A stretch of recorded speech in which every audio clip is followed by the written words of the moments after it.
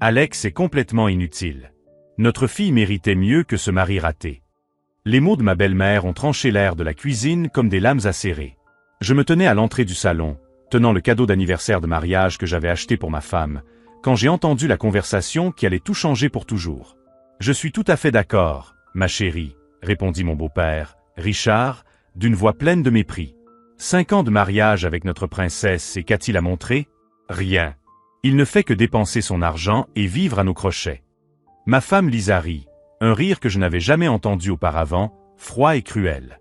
Vous avez raison. Parfois, je me demande pourquoi je suis encore avec lui. C'est un peu pathétique, en fait. Je m'appelle Alex, j'ai 31 ans, et à ce moment-là, j'ai senti mon monde s'écrouler. Pendant 5 ans, j'avais cru avoir une famille qui m'aimait et me respectait. La réalité était bien différente. Je reculais silencieusement dans le couloir, le cœur battant si fort que je craignais qu'ils ne l'entendent.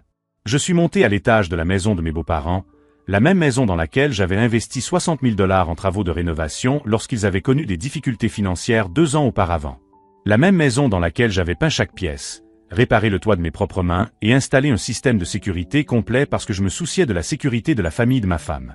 Dans la chambre d'amis où Lisa et moi dormions toujours lorsque nous rendions visite à mes beaux-parents, j'ai ouvert mon ordinateur portable. Mes doigts tremblaient légèrement tandis que j'accédais à nos comptes bancaires communs. Là se trouvait la preuve de tout ce qu'ils avaient commodément oublié. 120 000 $ transférés sur le compte de Richard au cours des 3 dernières années. 45 000 pour couvrir les dettes de carte de crédit de Lisa qu'elle m'avait cachées. 28 000 en prêts, temporaires, à sa sœur qui n'ont jamais été remboursés. Et plus douloureux encore que les chiffres à l'écran, le souvenir de chaque excuse que j'avais acceptée sans poser de questions. C'est juste jusqu'à ce que papa prenne sa retraite. Maman a besoin de cette opération. C'est une urgence familiale. Des urgences qui sont devenues constantes. Des besoins qui se sont transformés en attentes. Une gratitude qui s'est évaporée pour laisser place à un sentiment de droit. En bas, j'ai entendu d'autres rire. Ils étaient probablement en train de planifier comment soutirer plus d'argent au « mari inutile » dans les mois à venir. Ce qu'ils ne savaient pas, c'est que j'avais cessé d'être naïf depuis longtemps. En fait, au cours des dernières semaines, j'avais déjà remarqué de petits signes. Des conversations qui s'arrêtaient brusquement lorsque j'entrais dans la pièce. Des regards entre Lisa et ses parents que je ne parvenais pas à déchiffrer. La façon dont elle avait commencé à remettre en question chacun de mes achats, comme si mon argent ne m'appartenait pas vraiment. J'ai fermé mon ordinateur portable et je me suis assis sur le bord du lit, regardant par la fenêtre le jardin que j'avais cultivé pour eux. Chaque rose, chaque buisson, chaque pierre du chemin avait été plantée et mise en place par moi, investissant mon temps et mon amour dans quelque chose que je croyais être notre avenir commun. Mais pendant qu'ils riaient de ma prétendue inutilité en bas, je faisais une découverte qui allait complètement changer la donne. S'ils me voyaient comme un mari raté qui ne faisait que drainer leurs ressources, il était peut-être temps de leur montrer exactement ce qui se passe quand ces ressources disparaissent. J'ai ouvert mon téléphone et j'ai commencé à prendre des notes. Chaque prêt, chaque virement, chaque facture que je payais chaque mois. Leur maison, la voiture de Lisa, même l'assurance maladie de la famille. Tout était passé par ma carte de crédit ou mon compte bancaire à un moment ou à un autre. Si vous aimez cette histoire sur la façon dont j'ai découvert la vérité sur ma famille, n'oubliez pas de vous abonner à la chaîne pour voir comment cela s'est terminé. Car ce qu'ils ne savaient pas, alors qu'ils me ridiculisaient en me traitant de mari inutile, c'est que je contrôlais beaucoup plus leur vie financière qu'ils ne l'imaginaient. Et quand une personne utile décide de devenir vraiment inutile, les conséquences peuvent être dévastatrices. En bas, j'ai entendu mon beau-père dire « Au moins, on sait qu'on pourra compter sur son argent pendant encore un bon moment. » C'est à ce moment-là que j'ai souri pour la première fois depuis des semaines. Ils n'avaient vraiment aucune idée de ce qui les attendait. Alors que je restais dans ma chambre, digérant la trahison dont j'avais été témoin, d'autres voix se sont jointes à la conversation en bas. La petite sœur de Lisa, Jennifer, était arrivée avec son mari Tom. « Où est Alex ?» a demandé Jennifer, et j'ai pu entendre le ton dédaigneux même à travers le sol. « Il est en haut, probablement en train de jouer sur son ordinateur comme d'habitude, » a répondu Lisa. « Vous savez comment il est. Antisocial, toujours en train de faire semblant de travailler sur quelque chose d'important. » Tom a éclaté de rire. « Important ? Ce type n'a même pas de vrai travail. Il passe son temps sur des sites de freelance, à gagner 3 fois rien, pendant que Lisa fait tourner la maison. » Ma mâchoire s'est crispée. Au cours des 2 dernières années, mon entreprise de conseil en numérique avait généré plus de 400 000 $ de chiffre d'affaires. J'avais délibérément fait profil bas sur ma réussite financière, préférant investir discrètement dans le bien-être de ma famille plutôt que de me vanter. Et le pire, a poursuivi ma belle-mère Hélène, c'est qu'il se fait passer pour généreux avec notre argent. Comme s'il nous rendait service. Notre argent. Ces mots résonnèrent dans mon esprit comme une gifle. Richard rit amèrement. Vous vous souvenez quand il a, généreusement, payé la rénovation de la cuisine? Il a agi comme s'il était un grand bienfaiteur. 40 000 $ pour impressionner sa femme, mais qui provenait en réalité de l'argent de celle-ci. Cette affirmation m'a glacé. L'argent avait été prélevé sur mon compte professionnel et transféré directement à l'entrepreneur. J'avais tous les reçus, toutes les factures soigneusement classées dans mon bureau à la maison. Comment pouvait-il réécrire la réalité de manière aussi éhontée? Et la fois où il a payé le voyage d'Hélène pour rendre visite à sa sœur à Portland, a ajouté Lisa. 3 000 $ pour le billet et l'hôtel, comme si ce n'était rien. Juste pour se montrer. Mon souvenir de cette situation était complètement différent. Hélène m'avait appelé en pleurs, me disant que sa sœur était malade et qu'elle n'avait pas les moyens de se déplacer. J'avais proposé de tout payer sans qu'elle me le demande, par compassion. Je découvrais maintenant que ma générosité était considérée comme de l'exhibitionnisme. Alex a toujours été un peu bizarre, dit Jennifer. Depuis qu'ils ont commencé à sortir ensemble à l'université. Vous vous souvenez comme il était silencieux lors des réunions de famille? On aurait dit qu'il se croyait supérieur à nous. Tom acquiesça, exactement. Son air supérieur, comme s'il analysait tout le monde. Je ne l'ai jamais aimé. Lisa méritait quelqu'un de plus. Normal. Je fermais les yeux, me remémorant ses premières réunions de famille. Je ne restais pas silencieux parce que je me croyais supérieur, mais parce que j'étais naturellement introverti et que j'essayais de m'adapter à une dynamique familiale très différente de la mienne. Mes parents étaient morts dans un accident quand j'avais 23 ans, et j'avais été élevé par ma grand-mère, une femme calme et introspective. La famille de Lisa était bruyante, donneuse d'avis, parlant toujours tous en même temps. Je pensais faire preuve de respect en écoutant plus et en parlant moins. Je découvrais maintenant qu'ils interprétaient mon respect comme de l'arrogance. Et cette histoire avec la voiture de Lisa, dit Richard. Il lui a acheté cette BMW d'occasion à 50 000 $, comme si c'était une sorte de récompense. Comme si elle avait besoin de son approbation pour avoir de belles choses. Encore une déformation de la réalité. Lisa était tombée amoureuse de cette voiture dans un concessionnaire alors que nous étions simplement en train de flâner. Elle en avait parlé plusieurs fois pendant des semaines, mais toujours suivi de « mais c'est trop cher, on n'a pas besoin de dépenser autant ». J'avais fait des heures supplémentaires pendant 2 mois, pris des projets supplémentaires pour pouvoir lui offrir ce cadeau d'anniversaire. En bas, Lisa soupira dramatiquement. Vous ne savez pas ce que c'est que de vivre avec quelqu'un qui note mentalement chaque faveur. Il note tout, se souvient de tout, comme s'il attendait une gratitude éternelle pour chaque geste. Je ne notais pas parce que j'attendais de la gratitude. Je notais parce que j'avais appris dès mon plus jeune âge l'importance de l'organisation financière. Après la mort de mes parents, j'ai découvert qu'ils avaient des dettes énormes dont je ne soupçonnais même pas l'existence. Je me suis promis de ne plus jamais être pris au dépourvu financièrement. Et vous avez vu comment il a réagi quand son père a perdu son emploi, a poursuivi Lisa. Il lui a proposé son aide financière le jour même, comme s'il était une sorte de sauveur. Il ne peut pas laisser les gens résoudre leurs propres problèmes. Richard avait été licencié de l'entreprise où il travaillait depuis 15 ans. Lorsque Lisa m'a annoncé en pleurs que ses parents ne savaient pas comment ils allaient payer leur hypothèque, j'ai immédiatement proposé de prendre en charge les mensualités jusqu'à ce qu'il trouve un autre emploi. Je pensais faire preuve de solidarité envers la famille de ma femme. Pendant les 8 mois qui ont suivi, j'ai transféré 2 200 $ par mois sur leur compte. Lorsque Richard a finalement trouvé un autre emploi, nous n'avons plus jamais abordé le sujet. Il n'a jamais proposé de me rembourser, et je ne lui ai jamais rien demandé, considérant que c'était ma contribution au bien-être de la famille. Le problème, c'est qu'il ne nous laisse jamais oublier, a déclaré Hélène. Il a toujours cette attitude condescendante, comme s'il était notre bienfaiteur personnel. Tom a ri, et ce type n'a même pas de personnalité. Il est d'accord avec tout ce que dit Lisa. Il n'a jamais d'opinion sur quoi que ce soit. C'est un peu pathétique, en fait. C'était particulièrement douloureux parce que ce n'était pas vrai. J'avais des opinions bien arrêtées sur beaucoup de choses, mais j'avais appris très tôt dans notre relation que contredire Lisa en public entraînait des disputes embarrassantes devant la famille. J'ai donc choisi mes batailles, préférant l'harmonie familiale à la confrontation constante. Vous vous souvenez de la fois où nous avons essayé de convaincre Lisa de faire ce voyage en Europe avec ses amis, a demandé Jennifer. Il est devenu tout bizarre, posant des questions sur l'argent et le programme. Comme si elle avait besoin de sa permission. Je me souvenais de cette conversation. Lisa avait mentionné qu'elle voulait partir en voyage avec ses amis, mais lorsque je lui avais demandé des détails, date, budget, endroit qu'elle prévoyait de visiter, c'était parce que je voulais l'aider à s'organiser et peut-être prévoir quelque chose de spécial pour son retour. Apparemment, mon intérêt avait été interprété comme un contrôle possessif. La conversation s'est poursuivie pendant encore 20 minutes, chaque membre de la famille apportant sa propre version déformée de mes gestes d'affection et de générosité. Chaque acte d'amour avait été réinterprété comme de la manipulation.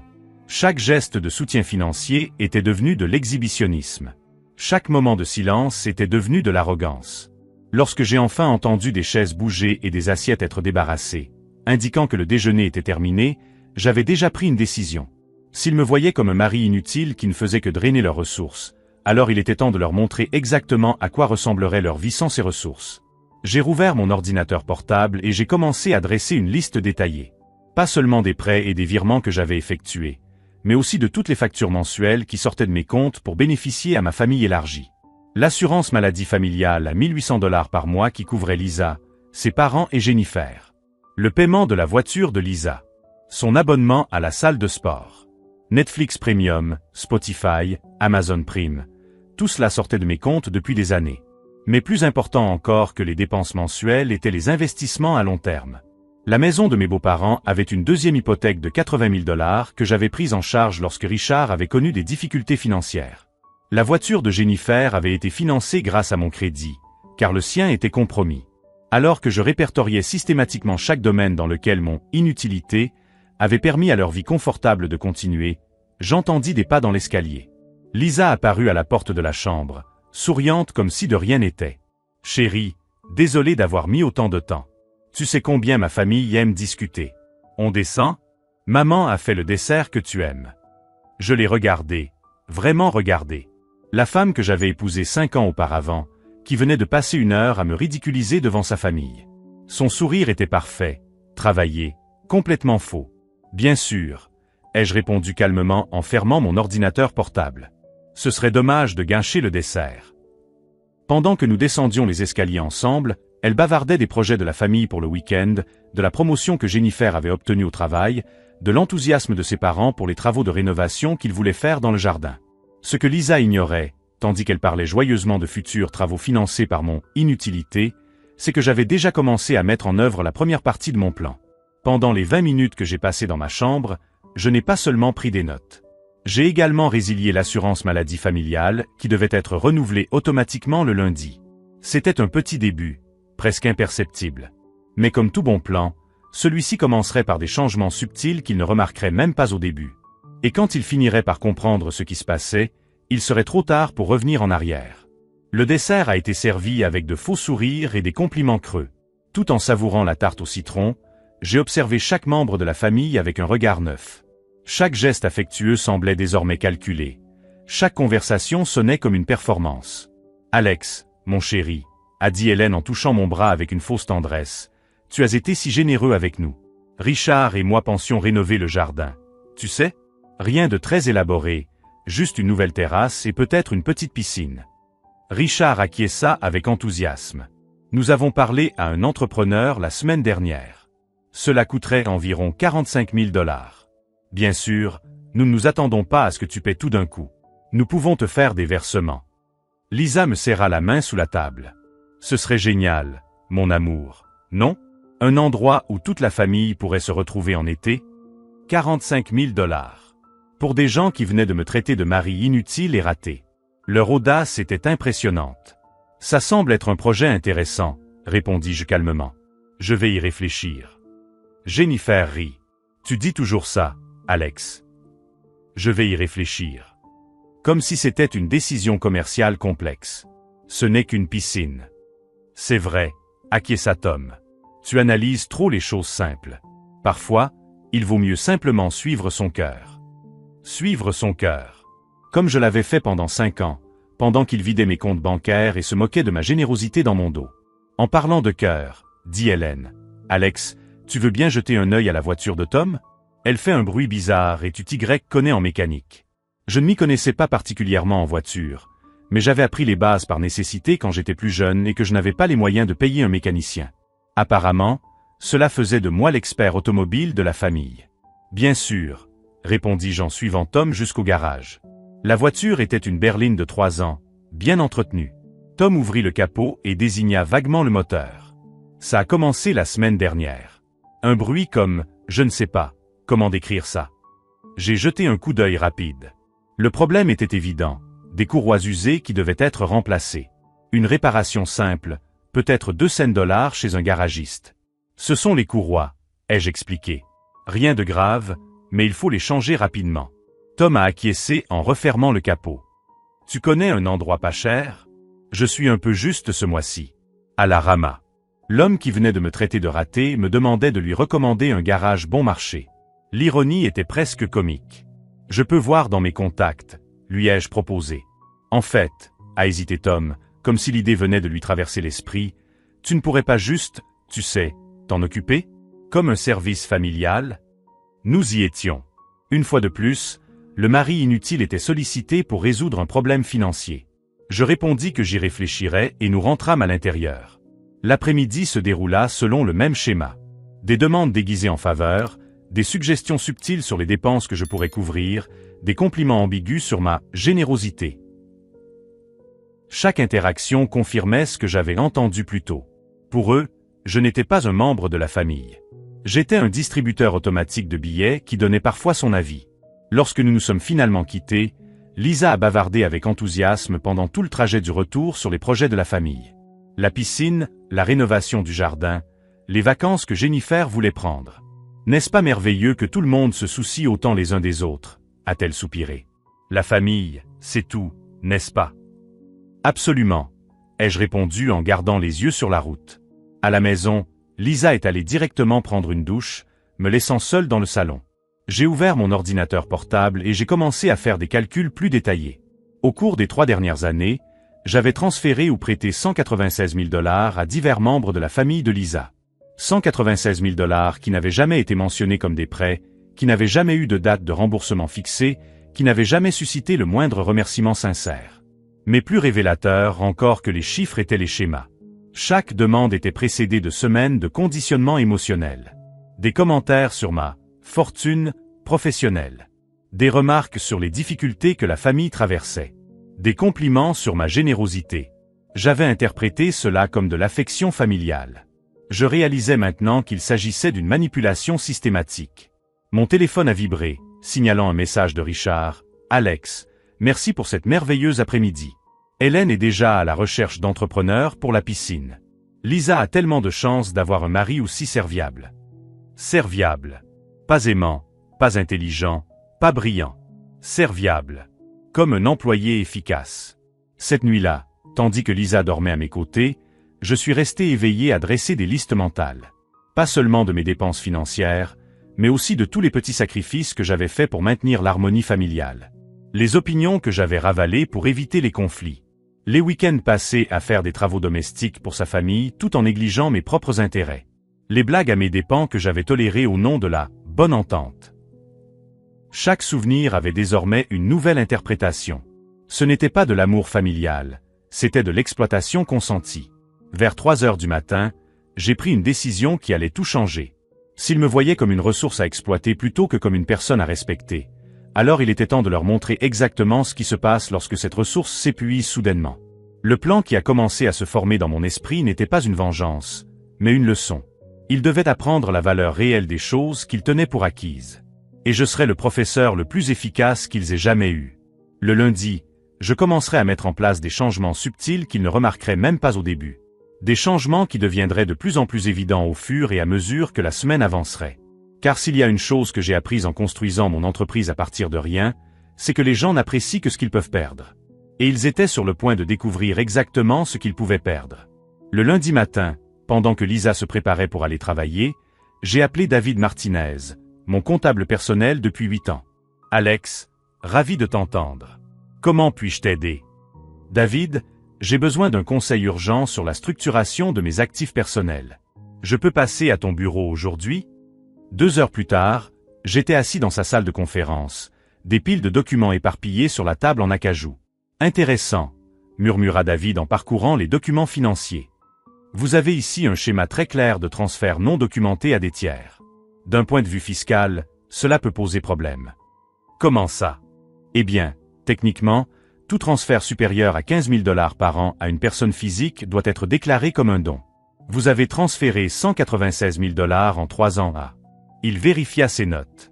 6 personnes différentes de la famille de votre femme. J'ai senti un frisson me parcourir le ventre. Et si je ne l'ai pas déclaré?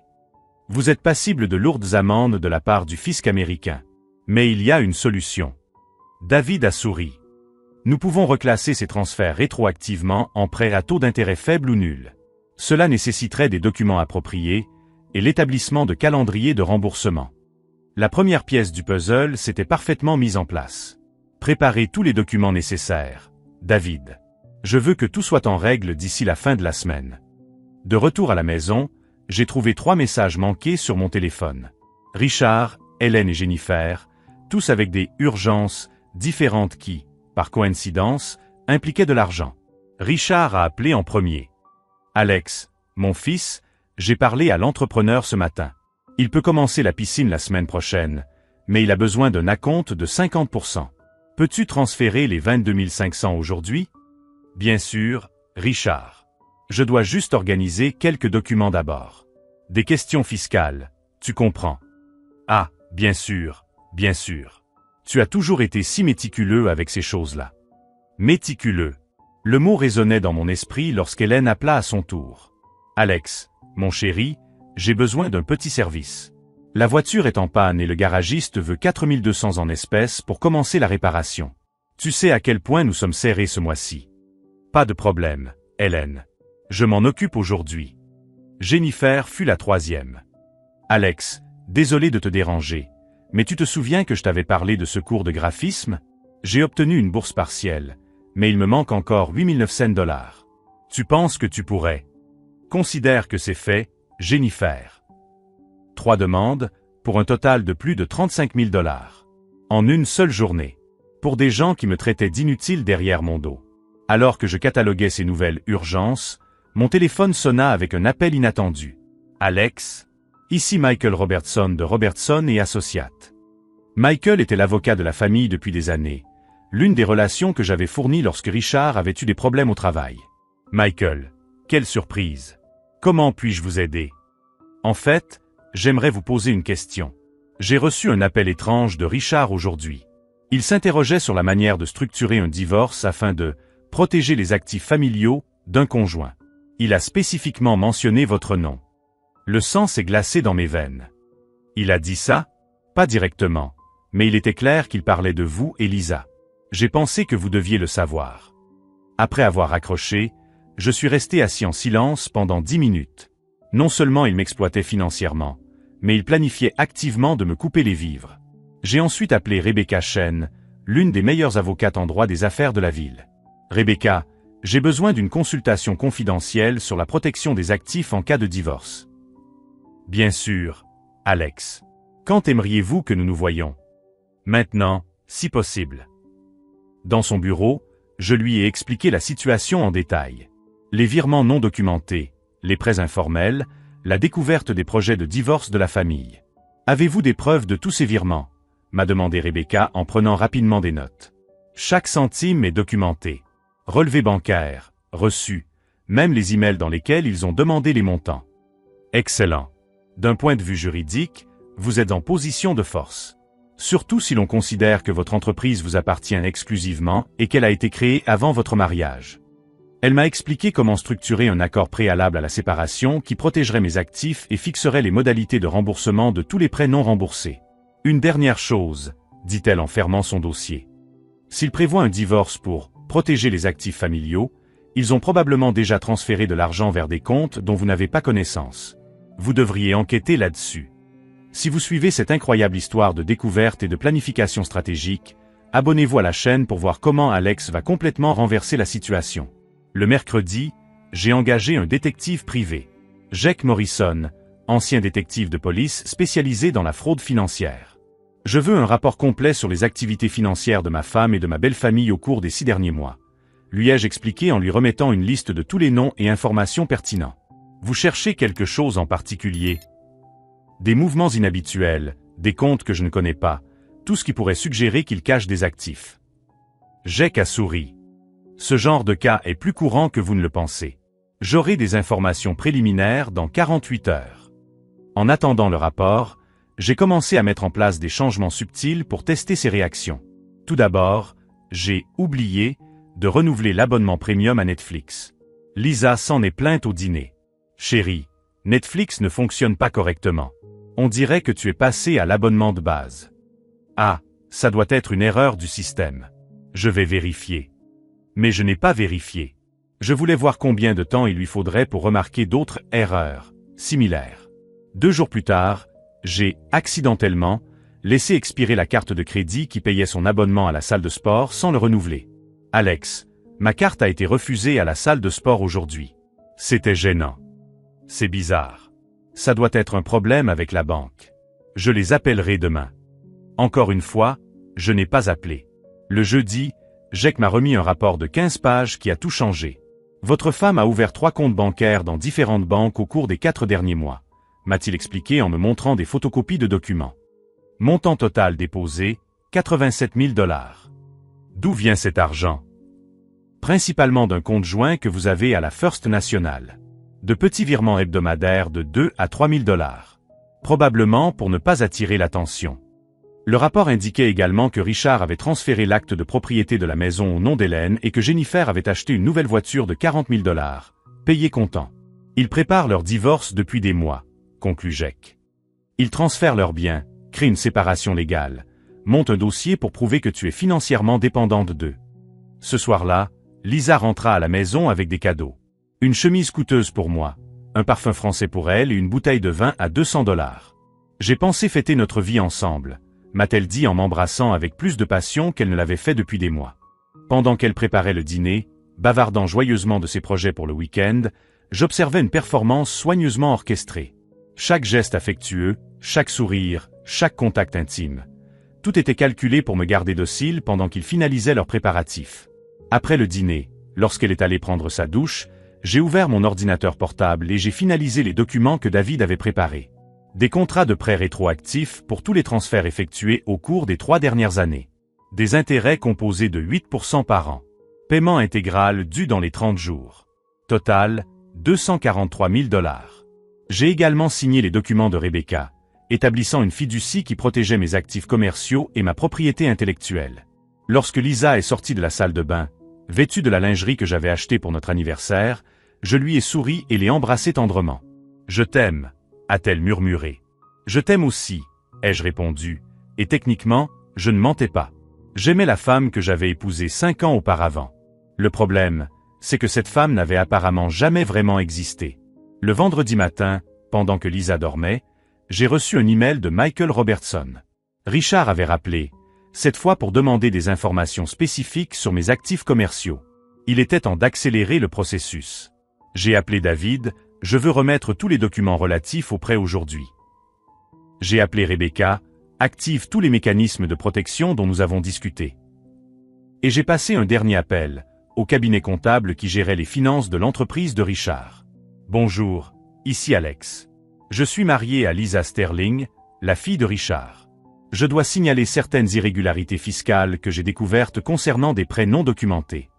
Quand Lisa s'est réveillée, j'étais déjà dans la cuisine, en train de préparer le café et des œufs brouillés, en fredonnant doucement. « Tu as l'air de bonne humeur aujourd'hui », a-t-elle remarqué en m'enlaçant par derrière. « J'ai une surprise pour toute la famille pour le déjeuner de dimanche », ai-je répondu en me retournant pour l'embrasser. « Quelque chose qui va tout changer pour vous. » Elle a souri, pensant que je faisais allusion à un cadeau généreux ou à l'annonce d'un investissement encore plus important. Si elle avait su que la surprise concernait 243 000 $ de prêts en souffrance et un audit fiscal complet de toute la famille, elle n'aurait peut-être pas souri. Mais elle le découvrirait dans 48 heures. Et quand elle le découvrirait, son « inutile », Marie lui montrerait enfin à quel point il pouvait être utile quand il le fallait. Le déjeuner du dimanche commença comme d'habitude. Hélène servit le rôti qu'elle préparait depuis des décennies, Richard se plaignit de l'équipe de football à la télévision et Jennifer parla de sa dernière promotion au travail. Lisa me serra la main sous la table en murmurant « Je n'arrive toujours pas à croire que tu es une surprise pour tout le monde. » Si seulement elle savait. J'ai attendu que tout le monde ait fini le dessert avant de me lever, tapotant légèrement mon verre de vin pour attirer l'attention. Ma famille, comme vous le savez, j'ai toujours eu à cœur votre bien-être. J'ai souri chaleureusement. Pendant des années, je vous ai aidé financièrement chaque fois que vous en avez eu besoin.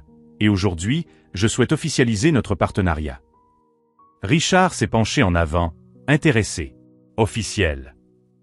Exactement. J'ai sorti un porte-documents en cuir de mon sac.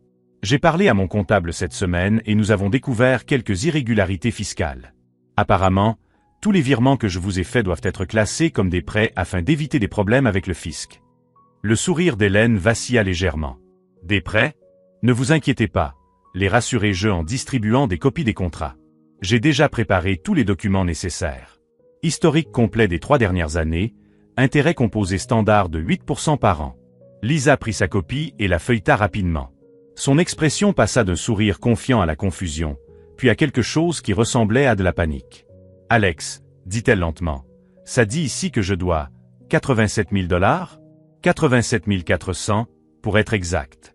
Intérêt compris. » Richard étudiait le document avec une inquiétude grandissante. 123 000? Mais je croyais que c'était des cadeaux de la famille. Malheureusement, le fisc ne voit pas les choses de cette façon, expliquai-je calmement. David Martinez, mon comptable, a été très clair à ce sujet. Tout transfert supérieur à 15 000 $ par an doit être documenté comme un prêt ou un cadeau officiel. Comme nous ne les avons pas déclarés comme cadeaux. Vous n'êtes pas sérieux, interrompit Jennifer, sa voix montant d'une octave. 52 000 $? Pour t'aider à payer tes études et ta voiture? Les contrats contiennent toutes les spécifications légales, poursuivis-je en gardant un ton professionnel.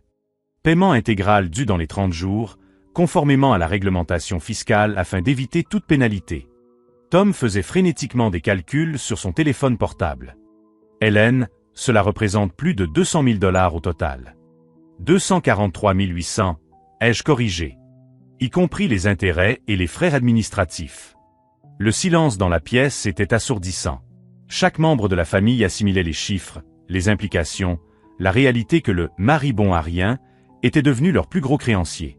Lisa fut la première à se remettre. « Alex, c'est ridicule. Nous sommes mariés. Mon argent est ton argent. C'est intéressant que tu mentionnes cela. » Je sortis un deuxième dossier. Parce que mon détective privé a découvert 3 comptes bancaires que tu as ouverts à mon insu. 87 000 $ ont été transférés depuis notre compte joint. Le sang se retira de son visage. Comment as-tu? Jake Morrison, ancien détective spécialisé dans les fraudes financières. Très efficace. Je souris gentiment.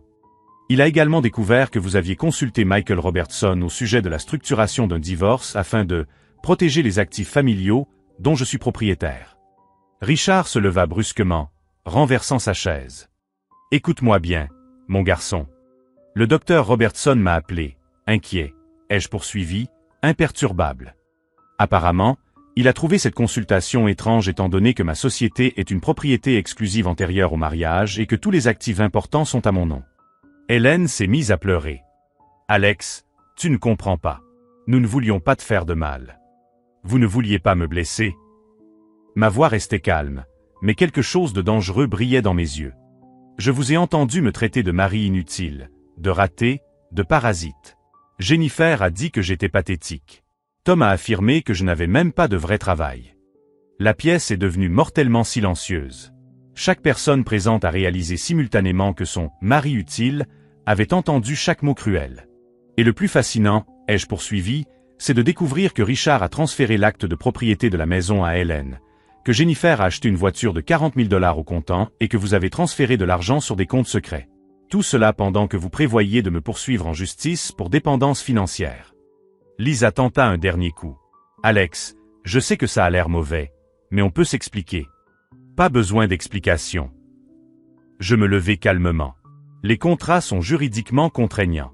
Vous avez 30 jours pour payer la totalité, sinon j'entamerai une procédure de recouvrement. Tu ne ferais pas ça à nous, murmura Hélène. Hélène, vous l'avez déjà fait avec moi. J'ai rangé mes documents méthodiquement. La différence, c'est que j'ai des preuves légales de chaque centime transféré, de chaque compte ouvert en secret, de chaque consultation juridique sur le divorce frauduleux.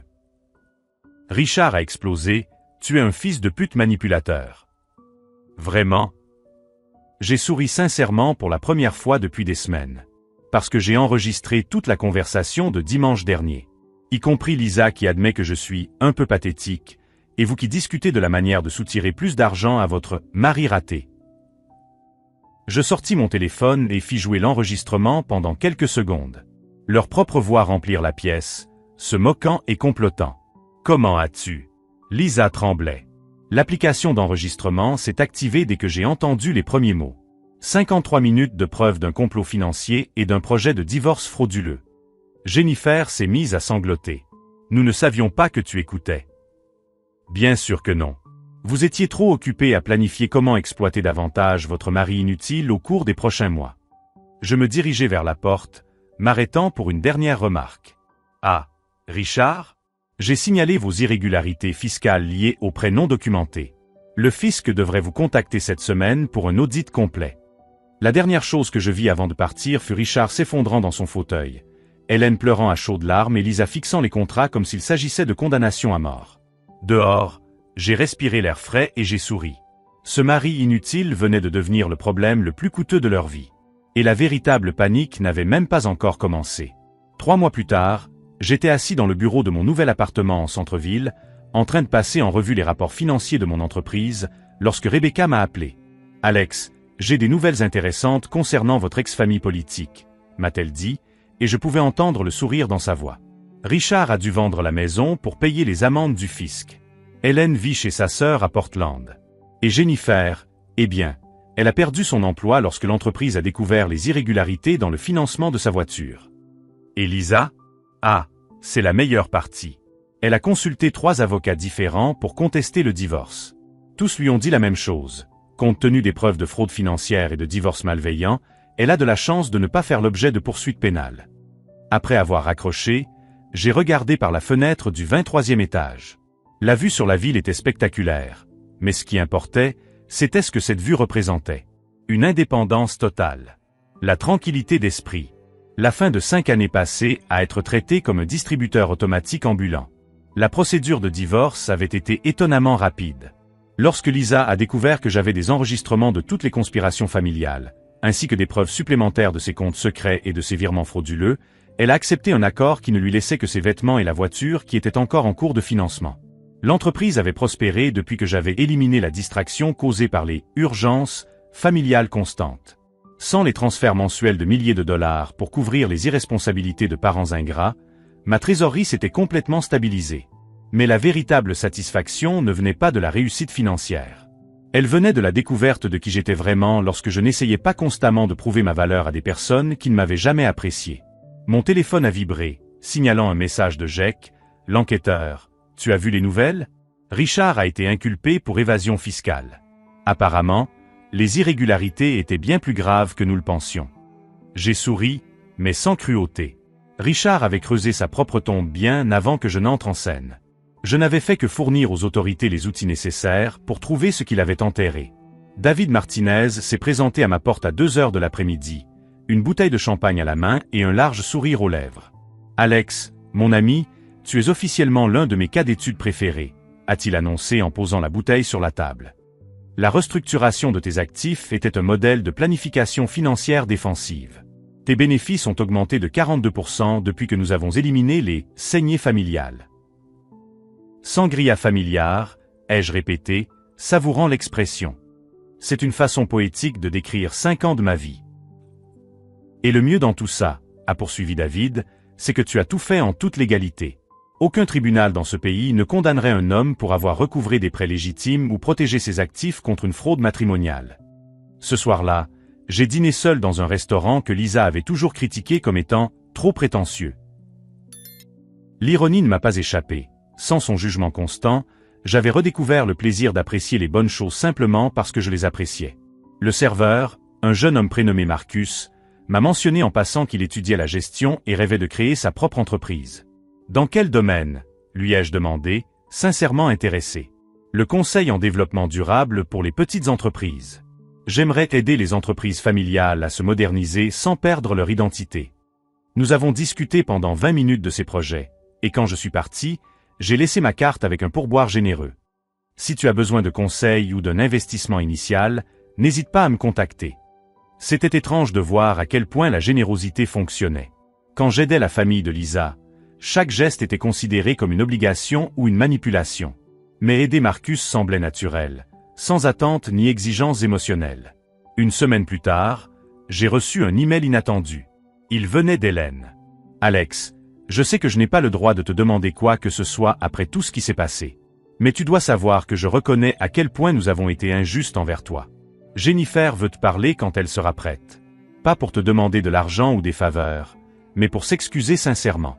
Tu ne méritais pas ce que nous t'avons fait. » La lecture de cet email ne m'a pas apporté la satisfaction vindicative que j'attendais.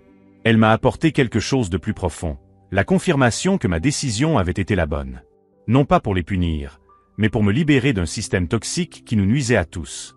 J'ai simplement répondu, « Hélène, j'apprécie vos paroles. J'espère que vous trouverez tous une façon plus saine d'interagir avec les personnes que vous aimez. » À la fin du mois, Lisa a tenté un dernier coup. Elle s'est présentée à mon immeuble, vêtue de la robe que je lui avais offerte pour notre dernier anniversaire de mariage, les larmes aux yeux et un discours préparé sur les secondes chances. « Alex, j'ai commis des erreurs terribles, mais je t'aime toujours. On peut réessayer? Je peux changer. » Je l'ai regardée. Je l'ai vraiment regardée. La femme qui avait comploté pour me voler tout en feignant l'amour. La personne qui s'était moquée de mon soi-disant inutilité tout en vivant de mon travail. « Lisa, » ai-je dit calmement, « je ne doute pas que tu regrettes maintenant. Mais regretter les conséquences n'est pas la même chose que regretter ses actions. Tu es seulement ici parce que ton plan a échoué, pas parce que tu reconnais que tu avais tort. » Elle a essayé de discuter, mais j'étais déjà en train de fermer la porte. 6 mois plus tard, je donnais une conférence sur la planification financière défensive lors d'un congrès d'entreprise lorsque j'ai aperçu un visage familier dans l'assistance. Tom, mon ex-beau-frère, était assis au dernier rang et prenait frénétiquement des notes. Après la présentation, il s'est approché avec un air humble. « Alex, je sais que je n'ai pas le droit de te parler, mais pourrais-tu me donner quelques conseils? J'essaie de reconstruire mes finances après tout ce qui s'est passé. » Pendant un instant, j'ai envisagé de l'ignorer. Mais j'ai alors remarqué quelque chose d'intéressant. Tom ne demandait ni argent ni faveur. Il demandait des connaissances. Il voulait apprendre à pêcher, pas recevoir du poisson gratuitement. Nous avons discuté pendant 1 heure de budget, d'investissement et de planification à long terme. Quand il est parti, il m'a remercié sincèrement pour le temps que j'avais pris pour l'aider. Cette interaction m'a appris quelque chose de fondamental, la différence entre les personnes qui veulent être sauvées et celles qui veulent se sauver elles-mêmes. Tom avait choisi de grandir à travers l'adversité. Le reste de sa famille avait choisi de blâmer les autres pour ses difficultés. 1 an après ce déjeuner dominical fatidique, je signais les papiers pour créer ma 2e entreprise, un cabinet de conseil spécialisé dans la restructuration familiale et la protection des actifs. L'ironie était parfaite. Mon expérience personnelle dévastatrice était devenue mon plus grand atout professionnel. Marcus, le serveur que j'avais rencontré au restaurant, est devenu mon premier associé junior. Son entreprise de conseil en développement durable prospérait, et notre partenariat avait donné naissance à des projets qui profitaient à des dizaines de petites entreprises. « Tu sais ce qui a été le plus difficile dans toute cette situation ?» ai-je demandé à Marcus lors d'une de nos réunions hebdomadaires. « Découvrir la trahison? Non. C'était d'accepter que je l'avais permis. Pendant 5 ans, j'ai choisi d'ignorer des signes évidents parce qu'il était plus facile d'être utile que d'affronter la vérité. Le véritable changement s'est produit lorsque j'ai cessé de me voir comme une victime et que j'ai commencé à me voir comme quelqu'un qui avait pris de mauvaises décisions. Si cette histoire de transformation et de justice vous a inspiré, abonnez-vous à la chaîne pour découvrir d'autres récits de personnes qui ont refusé d'être traitées comme des paillassons et ont décidé de reconstruire leur vie avec dignité et intelligence. Aujourd'hui, 2 ans plus tard, ma vie est méconnaissable. J'ai des relations basées sur le respect mutuel et non sur l'exploitation financière. Mon travail contribue positivement à la communauté. Et plus important encore, je me réveille chaque jour en sachant exactement ce que je vaux, sans avoir besoin de la validation de qui que ce soit. Richard est toujours aux prises avec des poursuites fiscales. Hélène a trouvé du travail à Portland et, d'après ce que j'ai entendu, elle apprend à vivre selon ses moyens.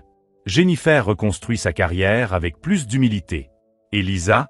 Lisa a enfin appris la différence entre être aimé et être utile. Et moi? J'ai appris que la vengeance la plus puissante n'est pas de détruire ceux qui vous ont fait du mal, mais de construire une vie si épanouie que leur trahison devient insignifiante. La dernière fois que j'ai pensé à eux, c'était lorsque j'ai reçu l'invitation au mariage de Marcus. Il avait trouvé une compagne qui le soutenait sincèrement, et ensemble, Il construisait quelque chose de beau et de durable. Alors que j'ajustais ma cravate pour la cérémonie, j'ai souri à mon reflet dans le miroir. L'homme qui me regardait n'était plus le mari inutile qui avait été humilié dans une cuisine 2 ans auparavant. C'était quelqu'un qui avait appris que la vraie valeur ne se mesure pas à ce que vous donnez, mais au respect que vous exigez en retour.